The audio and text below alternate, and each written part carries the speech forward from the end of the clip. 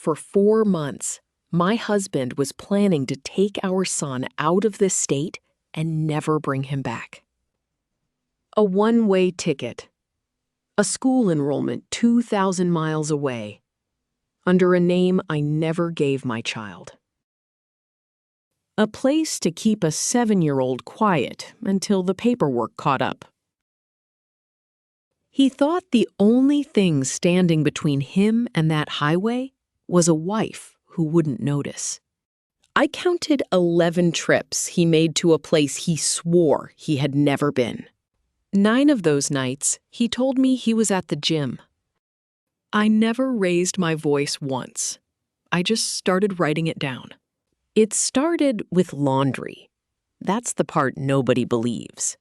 Albert's gym bag had been sitting by the dryer for 3 days. I went through it looking for a sock. It was a rental agreement, a storage unit out past the county line. 26 miles from our house. Paid 6 months up front. His name on the line. Only his name. We had been married 9 years. I could not think of one thing we owned that he'd hide that far away. I stood there long enough that the dryer buzzed, and I didn't hear it. Then I folded the paper on the same crease and put it back in the same pocket. That's the first thing I did right. That night, I made pasta and asked him one question. Do we have a storage unit anywhere? He didn't stop chewing. A storage unit, he said. Why would we have a storage unit? I don't know. I was thinking about the crib. Where did that end up? Your sister took it. Years ago. He was 11 feet from that bag. He said it like a man asked about the weather. So I gave him one more door. I said the neighbors were renting one out past the county line. Out where? Past the county line, 20-some miles. He laughed at me. Who drives 26 miles to store a lawnmower? I hadn't said 26. I hadn't said a number at all. I said, right. I forgot. I did not scream. I rinsed his bowl and set it in the rack. 9 years, and I had never once caught him in a lie. So I had nothing to compare it to. I only knew that my hands were shaking, and my voice wasn't. Something in me stopped arguing with my husband that night and started building a file on him. I drove out there the next day on my lunch hour. Row C, Unit 118, a place with no cameras and a gate code an 8-year-old could guess. I sat in my car for 6 minutes, telling myself I was being insane. The door didn't reach the ground. There was a gap, maybe 4 inches. I got down on the asphalt in my work clothes and looked under it. There was a car in there, a gray sedan I had never seen in my life. A booster seat, installed, not folded in the trunk, installed, in the back, on the passenger side. Marvin sat on the passenger side. Every ride, since he was 4. 2 duffel bags, a cooler, a folder on the passenger seat. People keep a car for emergencies. Nobody packs a cooler for an emergency. That car wasn't waiting for a disaster. It was waiting for a date. I got up and brushed the gravel off my knees and drove back to work. I answered emails for 4 hours. I don't remember one of them. And I did not say a single word to my husband about it.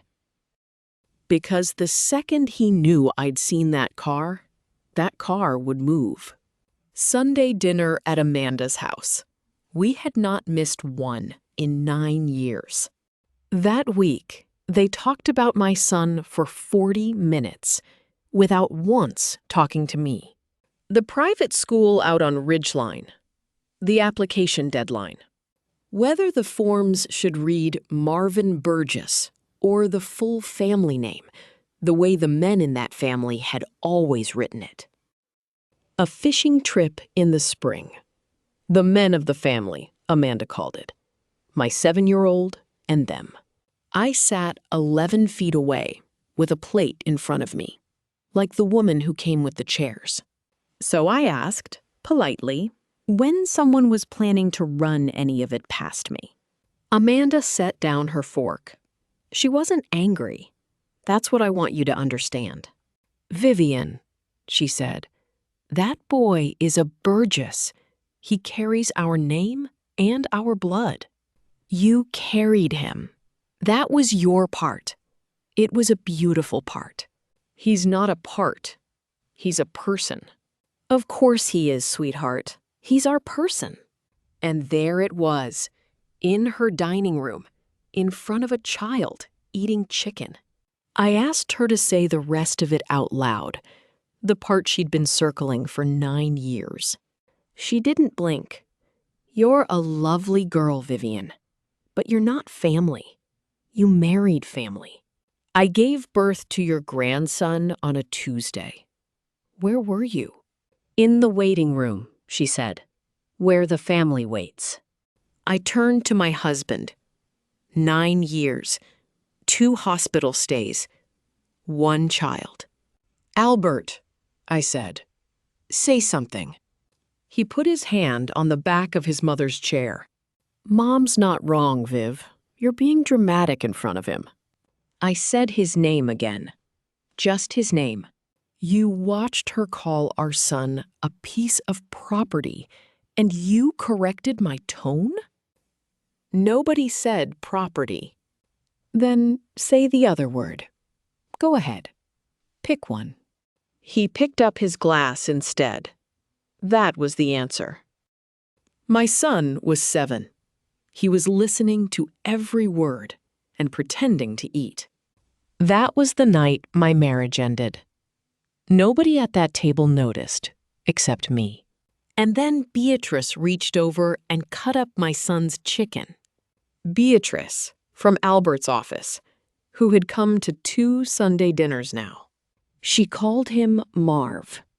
Nobody calls him Marv except me. Amanda offered him a spoonful of the almond dish, and Beatrice caught her wrist. Amanda, the almonds. His throat swells. She knew. She knew before his own grandmother knew. You don't learn a child's allergies to date his father. You learn them to raise him. I sat at that table and finally did the math they'd already done. The school, the name on the form, the trip with the men of the family. A woman who knew his allergies. A car nobody had ever mentioned, 26 miles out, packed and waiting. They had not planned a divorce. They had planned a replacement, and I was the only part being replaced. I practiced in my own driveway for 4 nights. On my back, under my own van, with a stopwatch on my chest. The first night, it took me 19 minutes, and I cried in the garage afterward. By Thursday, I could do it in 6 minutes and 40 seconds with my eyes closed. The tracker cost $41. It came in a box with a cartoon dog on it. That's the part I still think about. $41 and a cartoon dog. That was the whole difference between me and a woman who never sees her son again. Here's the thing nobody tells you. He'd put us all on the family plan himself. 4 years earlier, so he could see where Marvin was after school. He never once thought about which direction that map pointed. I knew where my husband was before I ever moved toward that garage. Tuesday night, he was at his mother's. The map said so, and for once, the map was true. I'd had his spare key copied at a hardware store 2 towns over. The deadbolt took 11 seconds. My hands were completely steady. I have never been so calm in my life, and I have never been so afraid. Up close, it was worse. The cooler had bottled water and juice boxes in it. The apple ones. His juice boxes. There was a blanket folded on the back seat, the one from Marvin's bed that I'd been told the dog ruined. Somebody had thought about a 7-year-old being comfortable for a long drive. That's what broke me. Not the cruelty, the care. I was under the car when the flashlight came down the row. Rent-a-cop, checking doors. I'd left mine open 4 inches. I got flat and put my hand over my own mouth so he wouldn't hear me breathe. He stopped in the doorway. His boots were 6 feet from my face. I could read the time on his watch. It was 11:52. He stood there for 40 seconds, and I counted every one of them. Then he pulled the door down to the ground and walked away and locked me in. And that is how I saw the thing I would never have seen standing up. From the floor, looking up into that open trunk, at an angle no normal person ever stands at. 2 license plates leaning against the duffel bag. Not our state. Not any state we'd ever lived in. A man who is leaving his wife does not need different plates. A man who does not want to be found on a highway does. I mounted the tracker in the rear wheel well. Magnet, 1 click, done. 6 minutes and 50 seconds. 10 seconds off my driveway time. Then I sat on that concrete floor in the dark for 20 minutes, waiting for the guard to finish his round. I have never told anyone what I thought about sitting there. After that, my husband narrated his own crime to me every single night. Long day. Gym was packed. The phone by my elbow said the car had moved at 7:14 and come back at 8:02. Which gym? I asked, because I'd stopped being afraid of the answers. The one by the office, Viv. Same one for 6 years. Then you won't mind if I swing by tomorrow with Marvin? He likes the machines. The bottle stopped halfway to his mouth. Half a second. Maybe less. It's not really a kid place. It was a kid place in October. You took him. Different location, he said, and shut the refrigerator with his hip. 11 trips in 19 days. I have the screenshots. Every one is stamped. The office, the gym, his mother's. Every one of them a lie with a timestamp on it. And he'd started saying we about things that had nothing to do with me. We're thinking about the spring. We looked at the calendar. I stopped asking who we was. I already had a list. So on a Saturday, I baited him. I made it sound like nothing. Let's take Marvin to the lake house in April, the 3 of us, before school gets crazy. And I watched my husband's face try to solve a problem in real time. April's tough, he said. April's 2 months away. Work's tough in April. You don't know what work looks like in April.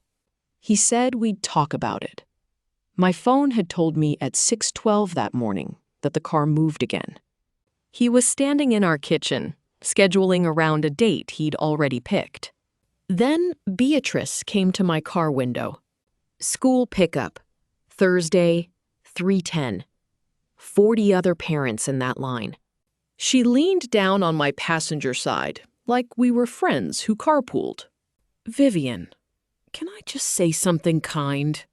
I said, sure. Then I turned my phone face up in the cup holder and pressed record. Marv is going to be so much better off in a calm household. That's all any of us want. A calm household, I said. Say more about that. And she did. God bless her, she did. For 1 minute and 40 seconds. She told me children can feel tension, that I seemed tired lately, that Albert only wanted what was easiest for everyone, and that fighting it would be so hard on the boy. I asked her what she meant by fighting it. You know, lawyers, making it ugly, dragging it out for a year. Dragging what out, Beatrice? Nobody's filed anything. She smiled at me. Right. Not yet. I asked her one more question, and I asked it slowly, so the phone would get it clean. Where exactly do you think my son is going to be living in April? And she said, somewhere calmer than this. Then she straightened up and told me to drive safe. She had just described a plan to move my son, out loud, into a phone she never saw. I drove home with my son in the back seat, asking me about a spelling test. And I understood that the argument was over, and something else had started. They had a car, a route, a date, and a woman already using his nickname. I had $41 of plastic in a wheel well and a phone full of timestamps. That night, I looked up what a family attorney costs, and then I looked up what it costs to lose. Lois Carrington gave me 20 minutes because a friend of a friend asked her to. She told me that before I sat down. 20 minutes, and she had a hearing at 2. Let me guess, she said. He's cheating, and you want the house.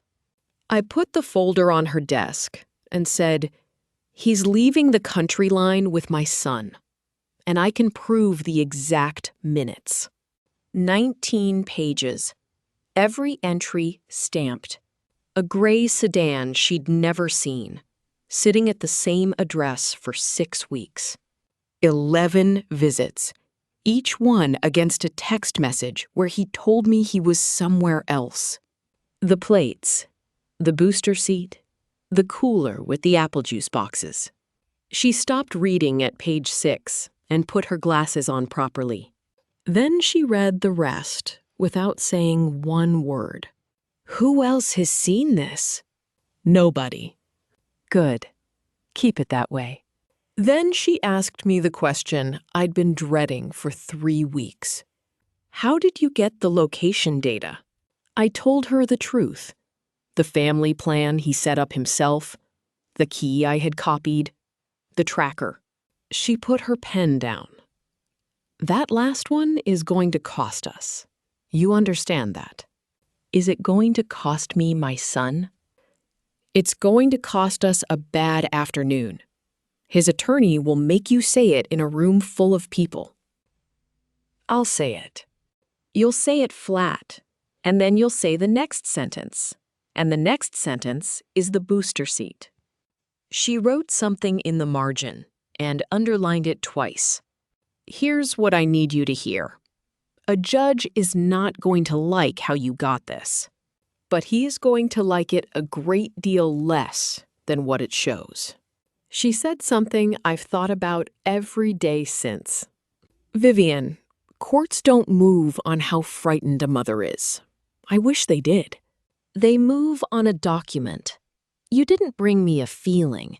You brought me a map with dates on it. We filed for an emergency protection order that week, built on 19 pages of timestamps. Not on he said, she said, on a packed vehicle being supplied for flight. Amanda was standing on the sidewalk when I came out. She had not called. She had not been in the building. She had simply been told where I'd be. You've made your point, she said. Now let's be adults. She offered me money first. She didn't even lower her voice. A number for the equity in the house. A number for the transition. She said Albert would be generous about the retirement account if I was reasonable about the boy. I want you to hear the shape of that sentence. Generous about money. reasonable about my child. I don't want his money, Amanda. Everyone says that. Then everyone takes it. And when I said no, she stopped being warm. And she was good at it. You copied a key to a property that isn't yours.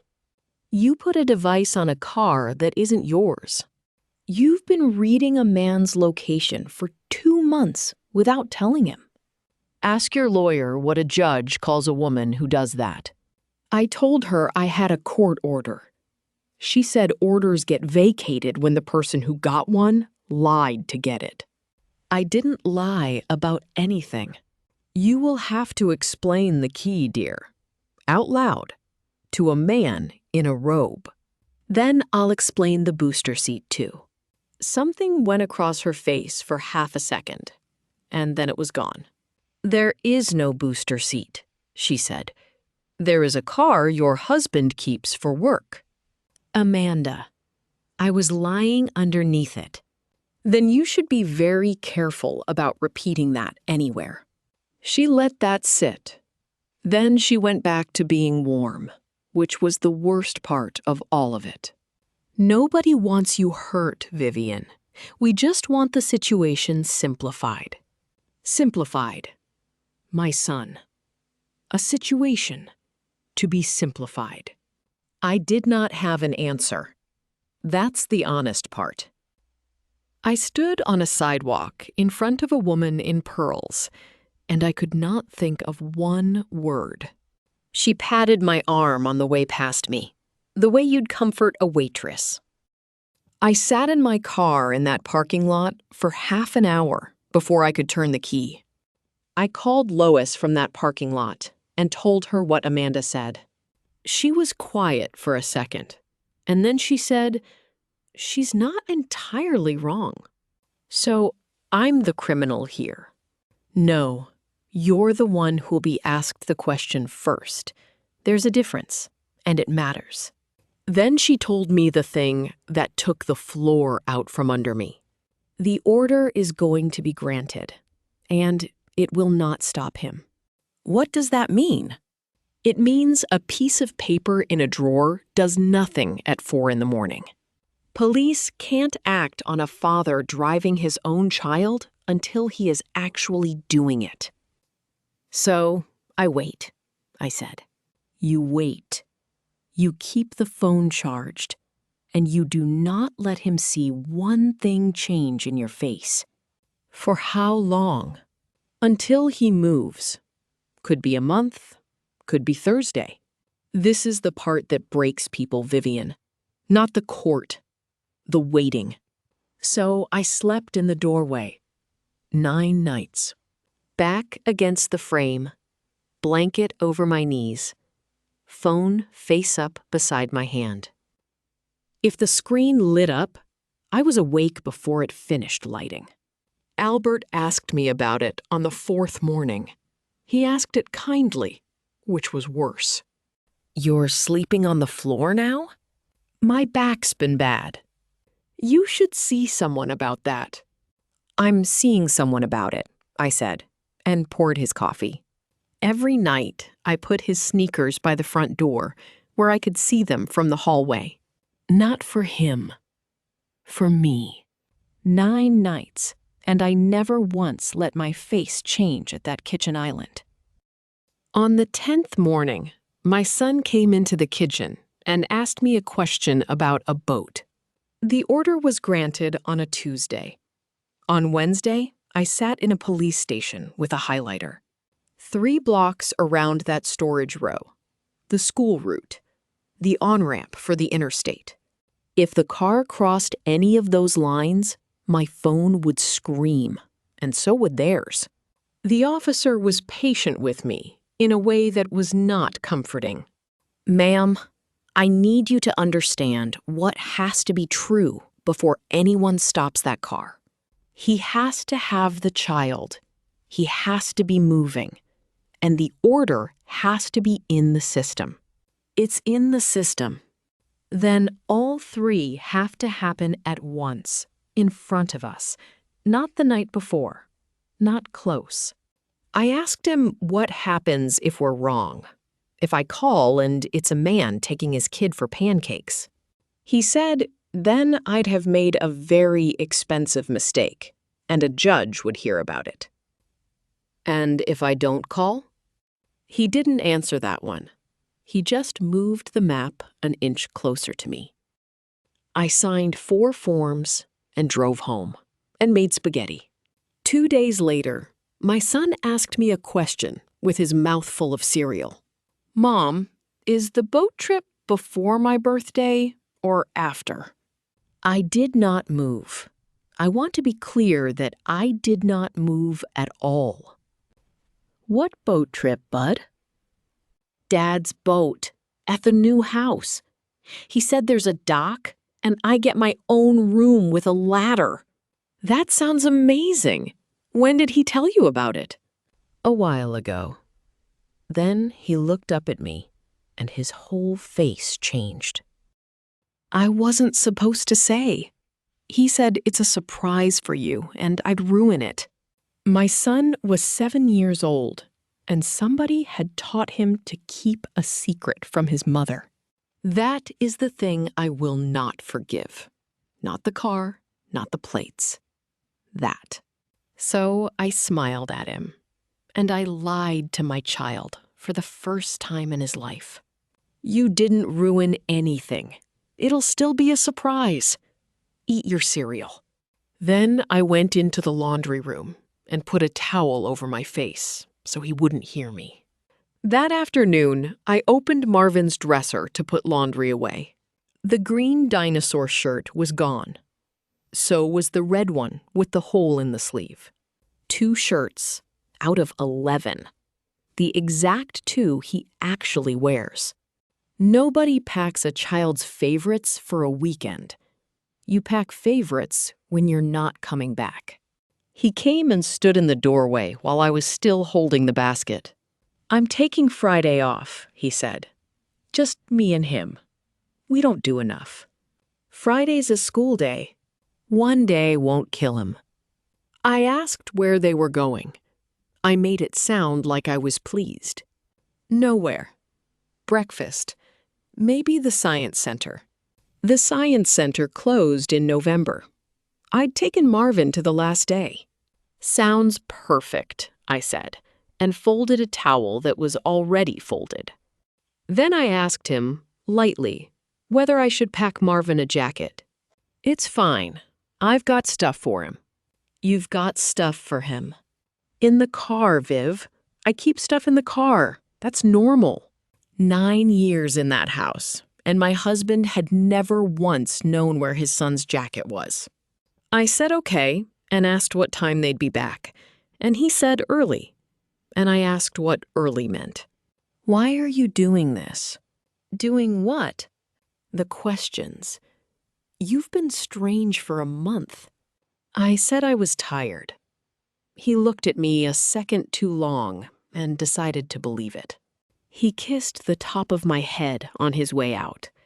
9 years. He'd never done that once. I called Lois at 9 that night and said one sentence. It's Friday. She said, sleep in your clothes. I laid out my son's blue sneakers by the front door, like every other night. Then I sat down in his doorway, and I did not sleep at all. 5:48 in the morning. The first alert was the storage unit's door sensor. The second one, 11 seconds later, was the tracker waking up. The third one was the engine. 26 miles away, a car I had lain underneath started, and I was standing in my kitchen, holding my son's shoes. I ran to his room first. I had to see it with my own eyes. Bed empty. Blanket folded back neat, because Albert always folds it back neat. I don't remember getting back to the kitchen. I remember the shoes were still in my hand. He'd taken my son out of his bed at 5 in the morning, and he had not taken his shoes. I called it in, and they put me straight through and told me to stay on the line. Then a woman's voice asked me to describe what I was watching. So I read my husband's route out loud to a stranger, street by street, while it happened. He's on Mill. He's turning onto Route 9. He just crossed your line, ma'am. We have units. There's an on-ramp in about 2 miles. If he gets on the interstate, we know about the ramp. 4 minutes. That's how long it takes. I have timed it since, on a clock, sitting still. 4 minutes where a dot moves on a screen, and there is nothing left for you to do. Every decision I'd made in 3 months was already made. The tracker, the order, the map. All of it had already happened, and none of it could do one thing more for me. I stood in my own kitchen, in the dark, and I was completely useless. And then I said the thing to that dispatcher that I still hear at 4 a.m. I said, "He's asleep in the back. Please don't let them use the sirens. Please don't let him wake up to that. He's 7. If he wakes up and sees men running at the car, he'll think it's about him." The woman on the line was quiet for a second. Then she said, "I'll pass that on right now." 26 miles away, 4 cruisers turned their lights off and rolled to the mouth of an on-ramp in the dark. They took the car at the mouth of the ramp without a single siren. No shouting. No guns drawn. 4 cars and a man's hands coming off a steering wheel. I got there 11 minutes later because Lois drove, and Lois does not obey speed limits. The back door of that sedan was open, and my son was sitting up in his booster seat, rubbing his eyes. He asked me if we were still going to the boat. I said not today. I said we were going home and I'd make pancakes. He said, "Okay," and put his head down on my shoulder and went back to sleep on the side of a highway. He never knew. That is the single thing I got right in 3 months. He thinks that morning was the day Dad's car broke down. Amanda arrived while they were still writing. She had followed the whole thing on her own phone, because, of course, Albert had shared it with her. She got out of her car screaming at a 26-year-old officer about blood and family. "That is our child! That is a Burgess! You have no right!"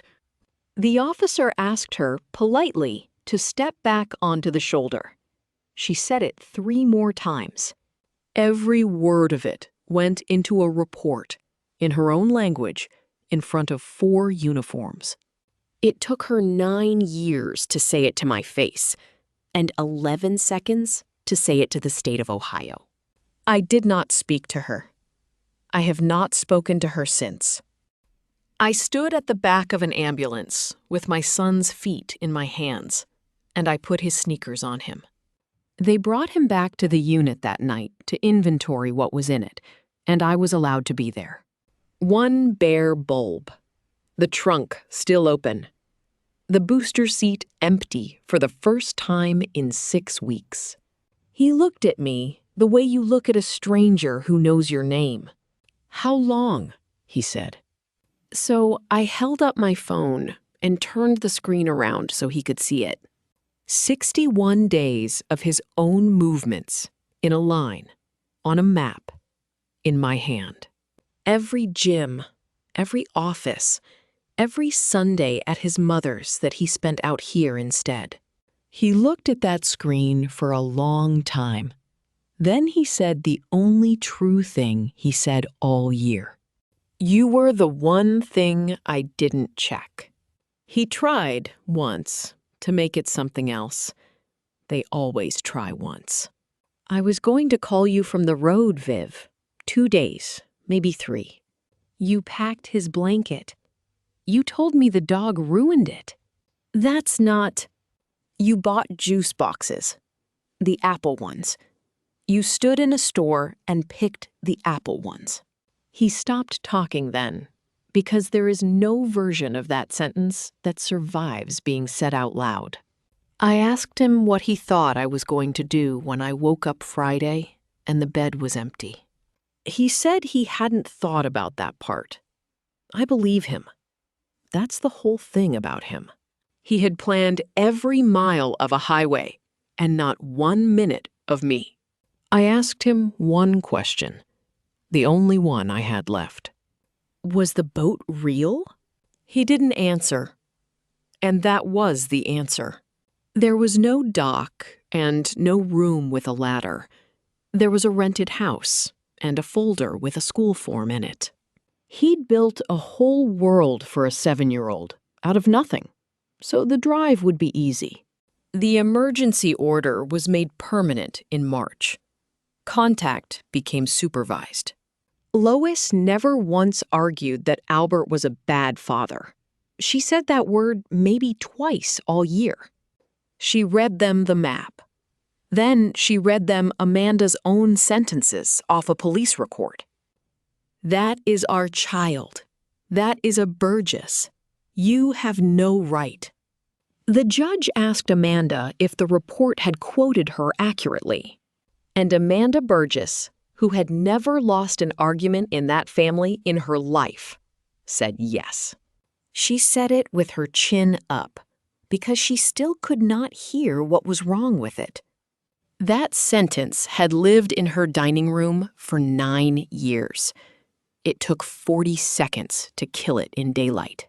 His attorney caught me in the hallway afterward with an offer. The house, the retirement account, a number that would have changed my life, on paper.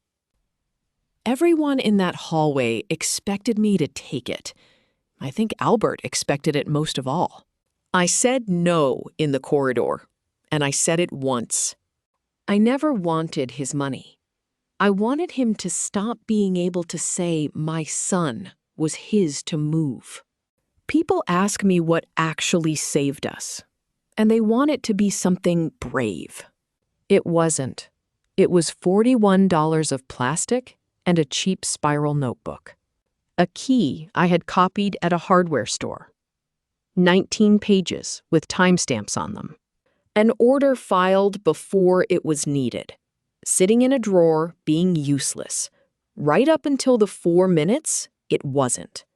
If you are somewhere in the middle of this right now, don't confront him. Write it down. The one who keeps the records is the one who gets believed. Marvin is 9 now. He plays soccer badly and with enormous confidence. He sees his father twice a month in a room with a woman who takes notes, and he likes him fine. I have never once told him what happened on that on-ramp. He'll read it somewhere one day. Last fall, a new teacher went around the room asking the kids to say something about where they live. She told me about it at conferences, laughing, because she thought it was sweet. My son stood up in front of 22 kids and said he lives at his mom's house. And then he said the part she wanted me to hear. It's the one where somebody's always awake. He has no idea why that's true. He just knows it is. And that is the only thing I ever took from his father.